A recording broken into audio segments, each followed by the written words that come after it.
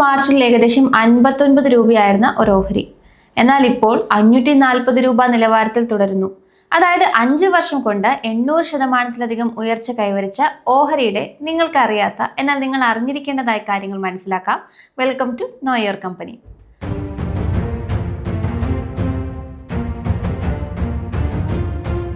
5 പതിറ്റാണ്ടിലേറെയായി അഹമ്മദാബാദിന്റെ നഗരവികസനത്തിന് രൂപം നൽകുന്ന ഗണേഷ് ഹൗസിംഗ് ലിമിറ്റഡ് എന്ന കമ്പനിയെക്കുറിച്ചാണ് ഇന്ന് മനസ്സിലാക്കുന്നത്. ഗുജറാത്തിലെ റിയൽ എസ്റ്റേറ്റ് മേഖലയിൽ മികച്ച നിലവാരത്തിന്റെ മാനദണ്ഡങ്ങൾ സ്ഥാപിച്ച കമ്പനി ISO സർട്ടിഫിക്കേഷനുള്ള സംഘടിത റിയൽ എസ്റ്റേറ്റ് പ്രവർത്തനങ്ങൾക്ക് തുടക്കമിട്ട പ്രമുഖരിലൊന്നാണ്.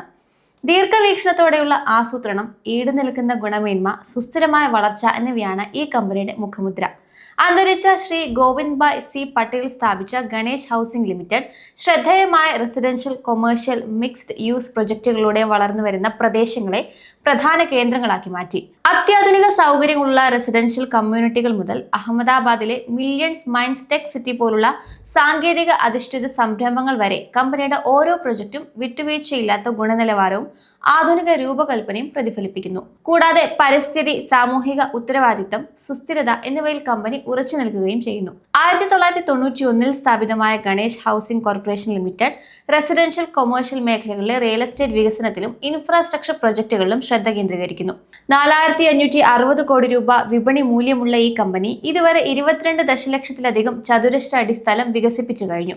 കൂടാതെ 35 ദശലക്ഷം ചതുരശ്ര അടി വികസനത്തെ വിവിധ ഘട്ടങ്ങളിലുമാണ്. സെസ്, ടൗൺഷിപ്പ് വികസനം എന്നീ മേഖലകളിലേക്കും കമ്പനി പ്രവർത്തനം വ്യാപിപ്പിക്കുന്നുണ്ട്.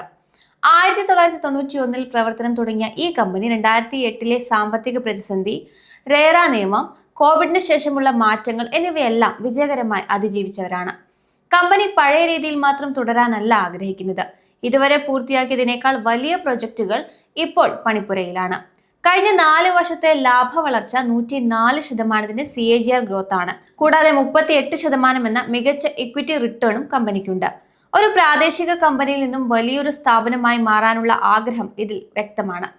ഗുജറാത്തിലെ സാമ്പത്തിക മുന്നേറ്റം, പ്രത്യേകിച്ച് ഗിഫ്റ്റ് സിറ്റി വികസനം കമ്പനിക്ക് വലിയ അവസരങ്ങളാണ് നൽകുന്നത്. കമ്പനി ഉടമകൾക്ക് 73% വരെ ഓഹരി പങ്കാളിത്തമാണ് ഓഹരിയിലുള്ളത്. ഓഹരികളൊന്നും തന്നെ പണയപ്പെടുത്തിയിട്ടില്ല. ഇത് മാനേജ്മെന്റിന്റെ സത്യസന്ധതയും കമ്പനിയിലുള്ള വിശ്വാസത്തെയും കാണിക്കുന്നു. മാത്രമല്ല, കമ്പനി തങ്ങളുടെ കടങ്ങൾ ഗണ്യമായി കുറച്ചു. ഡെപ്റ്റ് ടു ഇക്വിറ്റി റേഷ്യോ 0.03 ആണ്.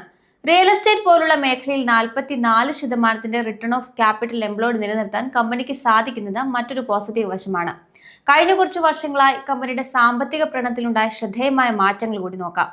2020-21 സാമ്പത്തിക വർഷങ്ങളിൽ കമ്പനി നഷ്ടത്തിലായിരുന്നുവെങ്കിലും 2022 മുതൽ ശക്തമായ ഒരു തിരിച്ചുവരവാണ് നമുക്ക് കാണാൻ സാധിച്ചത്. വിൽപ്പനയുടെ കാര്യത്തിൽ 2020 267 കോടി രൂപയായിരുന്നത് 2025 ആയപ്പോഴേക്കും 959 കോടി രൂപയായി വർദ്ധിച്ചു. ഇവിടെ ഏകദേശം 29% വാർഷിക വളർച്ചാ നിരക്ക് സൂചിപ്പിക്കുന്നു. ലാഭക്ഷമതയുടെ കാര്യത്തിലാണ് ഏറ്റവും വലിയ കുതിച്ചുചാട്ടമുണ്ടായത്. 2020 53 കോടി രൂപയുടെ പ്രവർത്തന നഷ്ടം രേഖപ്പെടുത്തിയിരുന്ന കമ്പനി 2025 779 കോടി രൂപയുടെ പ്രവർത്തന ലാഭത്തിലേക്ക് എത്തിച്ചേർന്നു. അതുപോലെ 120 കോടി രൂപയുടെ അറ്റ നഷ്ടത്തിൽ നിന്നും 848% വാർഷിക വളർച്ചയോടെ 598 കോടി രൂപയുടെ അറ്റ ലാഭത്തിലേക്ക് കമ്പനി വളർന്നു. എങ്കിലും 2026 സാമ്പത്തിക വർഷത്തിന്റെ ആദ്യ 9 മാസത്തെ കണക്കുകൾ നോക്കുമ്പോൾ വിൽപ്പന 416 കോടി രൂപയായും ലാഭം 255 കോടി രൂപയായും കുറഞ്ഞതായി കാണാം. കഴിഞ്ഞ വർഷങ്ങളിലെ അതിവേഗത്തിലുള്ള വളർച്ചാ കുതിപ്പിന് ഈ കാലയളവിൽ ചെറിയൊരു തിരിച്ചടി നേരിട്ടതായാണ് ഈ കണക്കുകൾ സൂചിപ്പിക്കുന്നത്. ഇനി വിപണിയിലെ പ്രകടനം നോക്കാം. തുടക്കത്തിൽ പറഞ്ഞ പോലെ ഗണേഷ് ഹൗസിംഗ് ലിമിറ്റഡിന്റെ ഓഹരി വില 2021 മാർച്ചിൽ ഏകദേശം 59 രൂപയായിരുന്നു. എന്നാൽ 2026 മാർച്ച് എത്തി നിൽക്കുമ്പോൾ ക്ലോസിംഗ് അനുസരിച്ച് 546 രൂപയിൽ നിൽക്കുന്നു. ഇത് 825% വർധനവാണ് രേഖപ്പെടുത്തുന്നത്. എങ്കിലും ഈ ഓഹരി വില അതിന്റെ സർവകാല റെക്കോർഡ് നിരക്കായ 1485 രൂപയിൽ നിന്നും കഴിഞ്ഞ ഒരു വർഷത്തിനിടെ 63% ഇടിഞ്ഞ് നിലവിലെ 546 രൂപയിൽ എത്തി നിൽക്കുകയാണ്. ഇത് ഈ ഓഹരിയുടെ 52 ആഴ്ചയിലെ ഏറ്റവും കുറഞ്ഞ നിരക്കായ 541 രൂപയ്ക്ക് വളരെ അടുത്താണ്. ഇവിടെയാണ് മാനേജ്മെന്റിന്റെ പരിചയസമ്പത്തും ലക്ഷ്യബോധവും യഥാർത്ഥത്തിൽ പരീക്ഷിക്കപ്പെടുന്നത്. വിൽപ്പനയിൽ ഉണ്ടായ 32% കുറവും ലാഭത്തിലുണ്ടായ 23% ഇടിവുമാണ് ഈ തകർച്ചയ്ക്ക് കാരണമായത്. ഇത് ഓഹരിയുടെ വളർച്ചാ കുതിപ്പിനെ സാരമായി ബാധിച്ചു. വിദേശ സ്ഥാപന നിക്ഷേപകർ തങ്ങളുടെ ഓഹരി പങ്കാളിത്തം ഏകദേശം പകുതിയോളം കുറച്ചപ്പോൾ ആഭ്യന്തര സ്ഥാപന നിക്ഷേപകരുടെ പങ്കാളിത്തം ഇരട്ടിയായി. ഏറ്റവും പ്രധാനമായി ഡെപ്റ്റർ ഡേയ്സ് 2024 സാമ്പത്തിക വർഷത്തിലെ 50 ദിവസത്തിൽ നിന്ന് 2025 131 വളർന്നിട്ടുണ്ട്. കമ്പനി പണം പിരിച്ചെടുക്കാനും പ്രൊജക്ടുകളിൽ നിന്ന് വരുമാനം കണ്ടെത്താനും പ്രയാസപ്പെടുന്നുവെന്നാണ് ഇത് അർത്ഥമാക്കുന്നത്. നിലവിൽ ഈ കമ്പനിയുടെ ഓഹരി 11 ടൈംസ് PE നിരക്കിലാണ് വ്യാപാരം ചെയ്യുന്നത്. ഈ മേഖലയിലെ ശരാശരി 24 ടൈംസ് ആയതിനാൽ ഓഹരിക്ക് അർഹമായ മൂല്യം നിലവിൽ ലഭിക്കുന്നില്ല എന്ന് കരുതാം. എന്നിരുന്നാലും കമ്പനിയുടെ കഴിഞ്ഞ 10 വർഷത്തെ ശരാശരി PE 12 ടൈംസ് ആണ്. ഇതേ കാലയളവിലെ ഇൻഡസ്ട്രി ശരാശരി 32 ടൈംസ് ആണ്. ഗുജറാത്തിലെ റിയൽ എസ്റ്റേറ്റ് മേഖലയിലെ കുതിച്ചുചാട്ടവും കമ്പനിയുടെ കൈവശമുള്ള വമ്പിച്ച ഭൂശേഖരവും ദീർഘകാല നിക്ഷേപകർക്ക് ശുഭപ്രതീക്ഷ നൽകുന്നുണ്ട്.